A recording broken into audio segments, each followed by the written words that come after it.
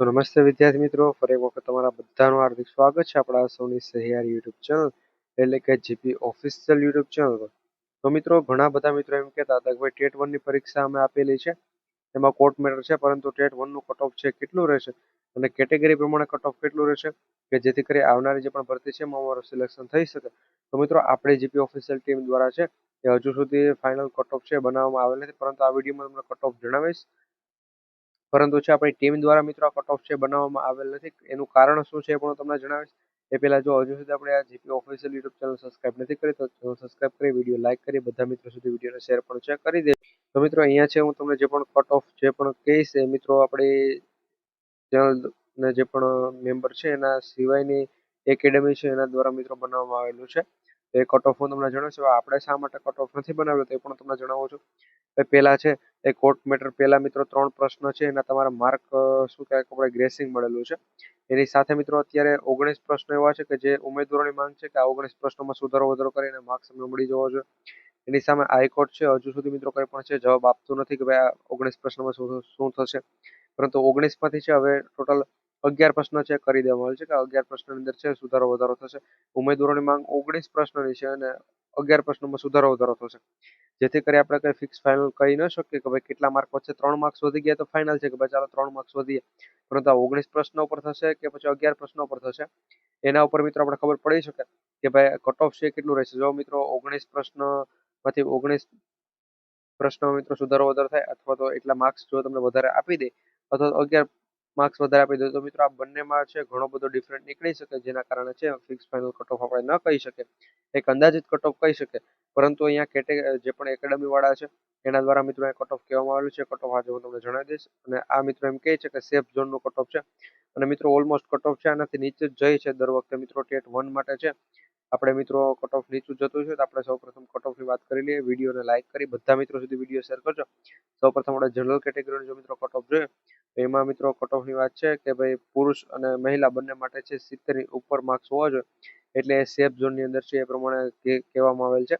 ત્યાર પછી ઓબીસીમાં પુરુષ અને મહિલાઓનું પણ જોઈએ તો મિત્રો ઓબીસી કેટેગરીની અંદર છે આપણે જો પેલા પુરુષનું જોઈએ તો મિત્રો પુરુષોને છે એ 67 ની ઉપર માર્ક હોવા જોઈએ અને મહિલા હોય તો મિત્રો મહિલાઓને છે 65 ની ઉપર છે માર્ક હોવા જોઈએ. તો આ મિત્રો તમે છે સેફ ઝોનમાં કહેવાય અને તમારું સિલેક્શન પાકું થઈ શકે. આ પ્રમાણે એકેડેમી વાળાનું કેવું છે મિત્રો. આપણી ટીમ દ્વારા છે ટૂંક સમયની અંદર હાઈકોર્ટનો જે પણ નિર્ણય આવશે એના પછી મિત્રો કેટલા પ્રશ્ન રદ થાય છે એના પછી છે કટ ઓફ બનાવી દઈશું કે ભાઈ આવનારી મિત્રો કોઈ પણ ભરતી હોય એની અંદર તમારું સિલેક્શન થઈ શકે તો કેટલા માર્ક હોવા જોઈએ. પછી મિત્રો એ ભરતી 1000 જગ્યા ઉપર હોય કે 1,00,000 જગ્યા ઉપર હોય મિત્રો એવા અમે છે તમને જણાવી દઈશું. કારણ કે મિત્રો ઓલમોસ્ટ તમને અમે છે 3 પ્રકારના કટ ઓફ છે કહીશું. ઘણા કહે કે 3 પ્રકારના કટ ઓફ કઈ રીતે, તો ભાઈ એક કટ ઓફ એ રીતે કહેશું કે એમાં મિત્રો તમારે 1000 જગ્યા પર ભરતી આવે કે ગમે એટલી જગ્યા પર ભરતી આવે તમારું સિલેક્શન છે એ 101% પાકો થઈ જાય એ રીતનું કટ ઓફ કહેશું. અને એ કટ ઓફ મિત્રો ઊંચું રહેશે કારણ કે પાછલા જે પણ વર્ષોનું એનાલિસિસ કર્યા બાદ મિત્રો એ કટ ઓફ ઊંચું રહેશે. તો ઘણા મિત્રો કોમેન્ટ પણ કરશે એટલું બધું ઊંચું કટ ઓફ ન હોય, પરંતુ એ હશે મિત્રો સૌથી સારું કટ ઓફ અને એની અંદર છે કહેવામાં આવશે કે ભાઈ તમારું સિલેક્શન 101% થઈ જશે. નો સિલેક્શન થાય તો ભાઈ અમે કરાવી આપીશું ચાલો. કારણ કે મિત્રો એ ફિક્સ ફાઇનલ કટ ઓફ રહેશે ને એનાથી ઉપર માર્ક્સ હોય તો તમે આરામથી તમારું સિલેક્શન. પછી સેકન્ડ નંબરનું મિત્રો જે પણ કટ ઓફ હશે એમાં મિત્રો અત્યારે જે પ્રમાણે સેફ ઝોનનું કટ ઓફ છે એ પ્રમાણે, અને થર્ડ નંબરનું જે પણ તમને કટ ઓફ કહેશું એની અંદર મિત્રો ભાઈ તમારો વારો આવી પણ શકે. જો છેલ્લા રાઉન્ડ પડે ને મિત્રો ઉમેદવારો ન આવે તો મિત્રો તમારો વારો આવી શકે. બાકી મિત્રો એમાં ચાન્સ છે એટલો બધો ને 50% ચાન્સ ગણવાનો.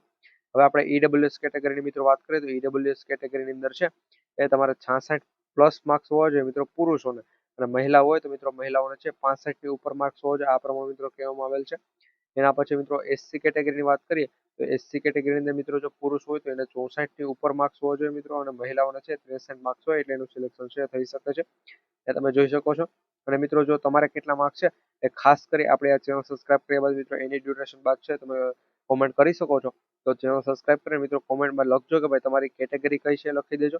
એની સામે ભાઈ જો એક્ઝામ્પલ તરીકે એસસીમાં મહિલા હોય તો એસસી લખવાનું છે અને ફિમેલનો એફ કરી અને એના પછી મિત્રો 64 માર્ક્સ તો 64 લખવાના જેટલા પણ હોય મિત્રો પોઈન્ટ અંદર એ માર્ક્સ લખી દેજો.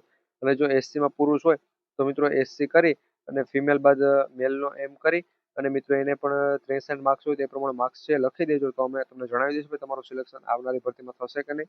બાકી અહીંયા તમને જણાવેલું છે. એસટી કેટેગરી મિત્રો આપણે વાત કરીએ તો એસટીમાં છે 60 ની ઉપર માર્ક્સ હોય એટલે સેફ ઝોનમાં કે આ પ્રમાણે મિત્રો કટ ઓફ છે.